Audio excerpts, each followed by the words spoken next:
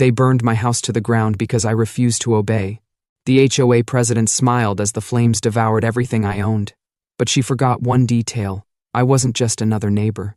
I was the federal judge who'd spent 30 years dismantling criminals far smarter than her.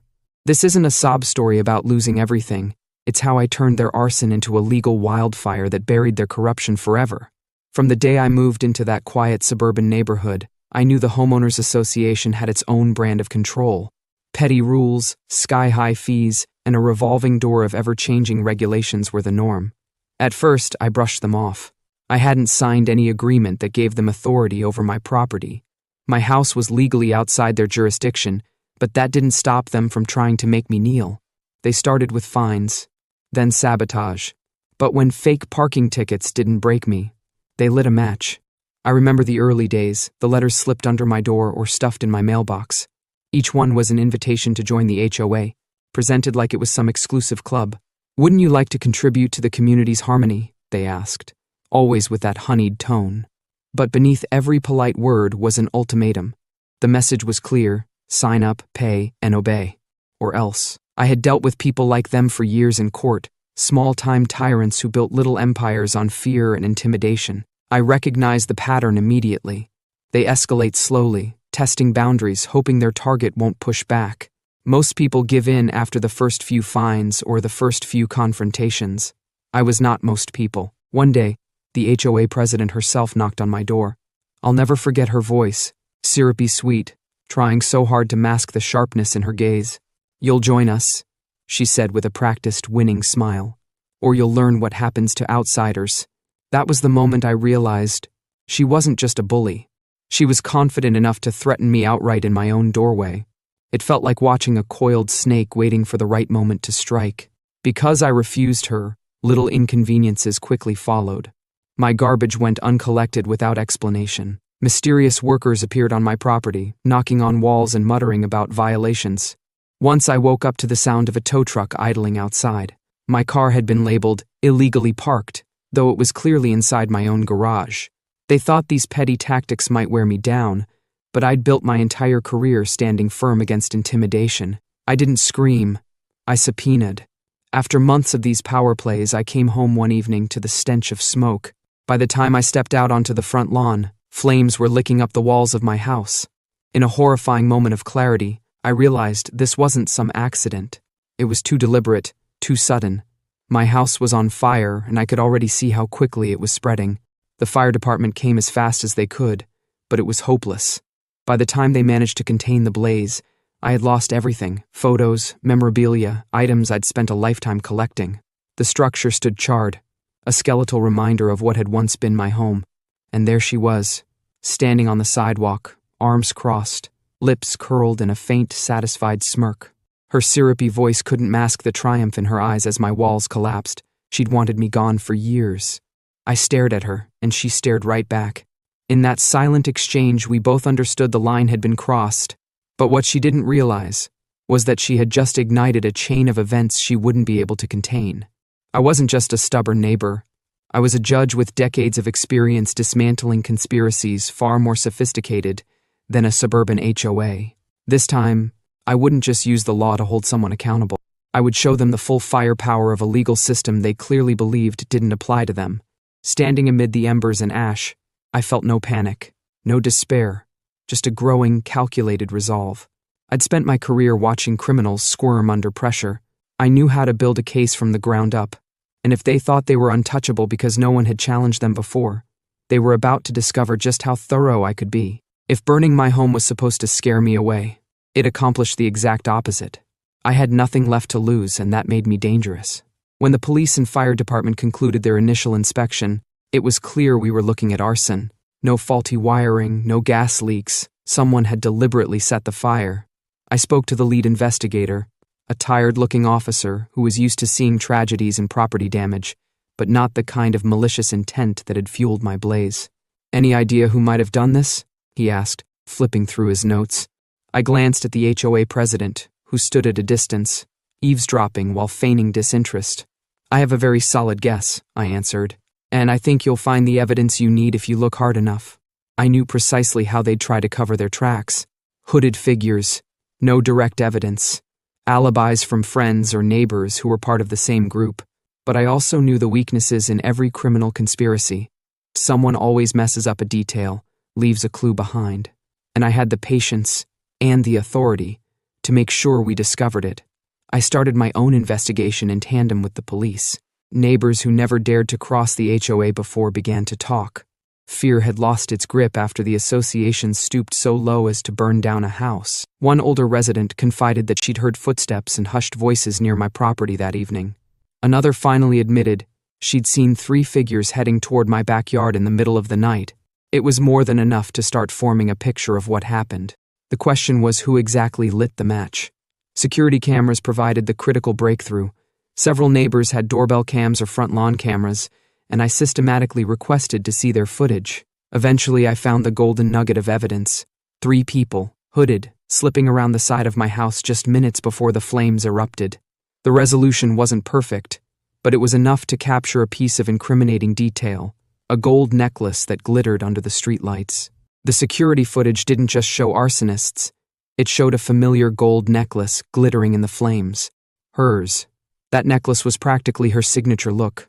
Something the HOA president wore at every public meeting, every time she so much as stepped outside. I couldn't see her face in the footage, but I'd spent enough time observing details in my courtroom to know that was the same piece she had casually shown off during her frequent door-to-door intimidation visits. One of her minions must have thought the darkness would hide everything, but the slightest reflection from a street lamp was all it took to mark them. I handed over the footage to the police, who began actively pursuing an arson investigation. The suspicion now hung visibly over the HOA, and people in the neighborhood whispered that there might be more dirt to uncover. In my experience, individuals who abuse power in one area rarely keep their hands clean in other aspects of life. So, I dug deeper. Using my connections as a federal judge, I opened quiet inquiries into the HOA's finances. If they were bold enough to commit arson just to pressure me, it stood to reason they had other skeletons in their closet. It didn't take long to find irregularities, funds unaccounted for, membership dues that spiked without explanation, excessive maintenance fees that never led to any visible improvement in the community. Tracing the paper trail revealed suspicious transfers to a personal account belonging to the HOA president's husband. No one had bothered to investigate these transactions before, likely because they were too intimidated or too complacent. But with just a few phone calls and the right subpoenas, I uncovered a tidy pattern of embezzlement that stretched back years. I watched from a distance as the police ramped up their involvement. The HOA president sensed something was wrong. The neighborhood's mood changed from uneasy compliance to open defiance. People whispered about how she might be skimming money, forging documents, or threatening neighbors who fell behind on fees. Residents shared stories of being forced to pay for violations they never committed. Everyone had been too scared to unite against her before. Now they had a rallying point. The ashes of my house, still taped off by investigators, was a symbol of how far she was willing to go. Of course, I decided to confront her directly, one final courtesy before the law swooped in. I walked into the small building where the HOA held its weekly meetings.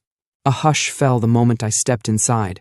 People who once turned a blind eye to every underhanded move suddenly looked at me like they knew they'd picked the wrong side.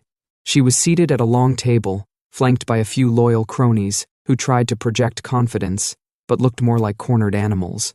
Without waiting for an invitation, I placed an envelope on the table in front of her. It contained copies of the bank statements, suspicious transfers, and still frames from the security footage showing that incriminating necklace. She opened it, her expression shifting from forced composure to creeping panic. Her eyes flicked over each page as if searching for a loophole, some easy explanation, but there was none. Her lips parted, and for a moment I thought she might attempt to lie her way out of it. Instead, she asked in a trembling voice, "What do you want?" as if I'd come to negotiate. It was almost laughable. "Oh," I said, keeping my tone calm, "I just wanted you to see it before the police do." Then, without waiting for a reply, I turned and walked out. Let her imagine, for a few hours, how the ground was about to fall out from under her feet. The very next morning, law enforcement arrived at her door with a search warrant. They were investigating not only the fire but also the misappropriation of HOA funds. The community she once terrorized watched the spectacle from their windows or lawns, no longer hiding their contempt. One by one, her so-called allies distanced themselves from her. Some tried to claim ignorance, as though they hadn't benefited from her corrupt reign. The press got wind of the story in a heartbeat. HOA president investigated for embezzlement and possible arson. Headlines circulated through local news outlets, painting her as a suburban tyrant. But the real hammer fell when the fire forensics team confirmed that the blaze had been started with a deliberate accelerant on the side of my house, exactly where the security footage showed those three figures lurking in the dark. Confronted with that evidence, one of her stooges cracked under interrogation.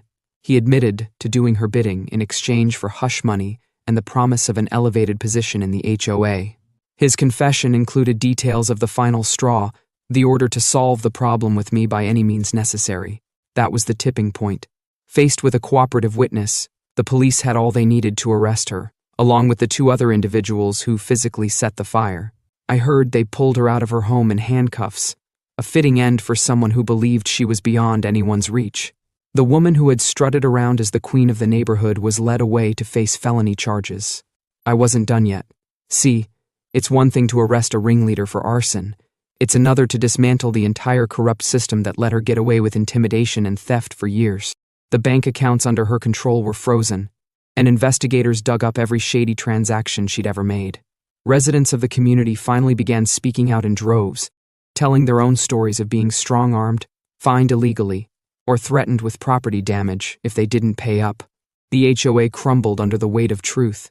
In the midst of this fallout, an ex-member of her leadership circle showed up at what remained of my doorstep. He was a jittery man in his 40s, holding a stack of documents that he claimed would be the final nail in her coffin. I didn't agree with everything, he muttered, unable to look me in the eye. But I never wanted it to go this far. He handed over proof of even more brazen theft, decision logs where she authorized inflated fees, personal reimbursements, and non-existent community projects. I knew he wasn't doing this out of the kindness of his heart.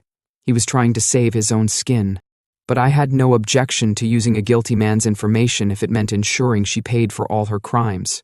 I forwarded everything to the government's Financial Crimes Division. The charges against her multiplied, turning what might have been a simpler state-level case into a broader federal investigation. Newspaper headlines grew bolder, labeling her actions as organized crime within a suburban HOA. Neighbors who once cowered now freely recounted how she'd targeted them. Stories of her siphoning funds for lavish vacations, expensive dinners, and private club memberships went public. The more the details spilled, the more her empire of threats and intimidation disintegrated. Eventually, the HOA was dissolved. A court order mandated the liquidation of any remaining assets to compensate the people she and her cronies had swindled. In a karmic twist of fate, her own house went on the market to help repay the money she had stolen. As I walked by the for sale sign in front of her property, I couldn't help recalling the smug way she once stood watching mine burn. The difference was, she'd left me with nothing but rubble, yet I was still standing. She, on the other hand, lost her freedom and the luxury she cherished. Some neighbors asked if I planned to leave, now that my house was gone. I could have, but I refused to be chased out of my own life by a bunch of amateur tyrants. Besides, I had insurance to rebuild, and in the meantime it felt surprisingly good to watch the neighborhood breathe a sigh of relief. The tension that used to hover over everyone's heads had lifted. Children played on the sidewalks without parents worrying about random infractions. People replaced dull, mandated paint colors with whatever they liked. Gardens bloomed in every style imaginable. No more petty fines for choosing the wrong flowers. In the weeks after her arrest, I heard the HOA president tried to leverage every connection she had to wiggle out of the charges. She offered deals. She pointed fingers at her minions. She claimed she ordered the fire, only that she'd spoken in anger. None of it worked. The paper trail was damning. The confession from her accomplice sealed her fate, and the bank records told a crystal-clear story of greed and manipulation. By the time the trial date approached, she was already branded a pariah. I'd occasionally catch snippets of local news updates. In a shocking development, new evidence has surfaced implicating the former HOA president in additional charges of fraud. It was all so predictable. People like her always assume they can scheme without consequences, that everyone else is too weak or too afraid to fight back. They only wake up to reality when the handcuffs lock around their wrists, and that's precisely what happened. She faced a courtroom, not just any courtroom, but one within the same judicial circuit where I'd presided for decades. Of course, I couldn't judge her own trial, that would have been a conflict of interest. But I attended every hearing, quietly observing as her defense team tried to spin an impossible story. I saw her glance my way more than once, her eyes flickering with something between hatred and desperation. The last time I saw her, she was begging for mercy in a courtroom I'd presided over for 20 years. I didn't smile. I sentenced. She won't be leaving prison anytime soon. The ringleaders of the Arson crew accepted plea deals, but they too are serving time. The rest of the HOA board scattered in disgrace, some facing smaller charges or heavy fines. And the community? It flourished once freed from the oppressive fees and constant meddling. New, more honest leaders stepped up to organize gatherings, maintain shared spaces, and build the kind of neighborly spirit everyone claimed they wanted in the first place. As for me, I rebuilt. Insurance covered enough to replace the structure of my home, and friends helped me gather new furniture, new memories. I made sure the new design had better security, multiple cameras, reinforced locks, just in case someone else got the foolish idea to test my boundaries again. But I doubt anyone will. Not after seeing the public downfall of the most powerful bully in the area. When I walk through the neighborhood these days, I see reminders of how close things came to a worse ending. If I hadn't been a judge, if I hadn't had the resources or the will to fight, I might have been run out of town or left cowering in a hotel somewhere. That's what she counted on, intimidation so crushing that nobody would dare cross her. It's sobering to realize how easily a corrupt individual can control a community through fear. But it's also gratifying to know that once people unite and expose the lies, tyranny collapses. I came here wanting a peaceful life away from the city noise. I ended up battling a conniving HOA that pushed me to extremes. But in the end, they lost. They burned my house in an attempt to break me, and they ended up with ashes in their own hands. I fought back because they learned too late that the law is not a tool to be twisted by the powerful. It's a blaze that consumes anyone foolish enough to stand in its path. I have no regrets. I never wanted a war with my neighbors, but I also never wanted to surrender to bullies. Now, people actually knock on my door just to chat or share homemade cookies. Some stop to thank me for exposing what they'd feared all along. There's a genuine sense of community, built on respect instead of fear. And every time I pass the vacant lot where the HOA office once stood, I'm reminded that a corrupt system is only as strong as the silence it forces on others. No one is silent anymore. And that is how we truly buried their petty tyranny once and for all. And of course, don't forget to comment and leave your like. Your support helps ensure we stand against bullies of every kind and keep the flame of justice burning.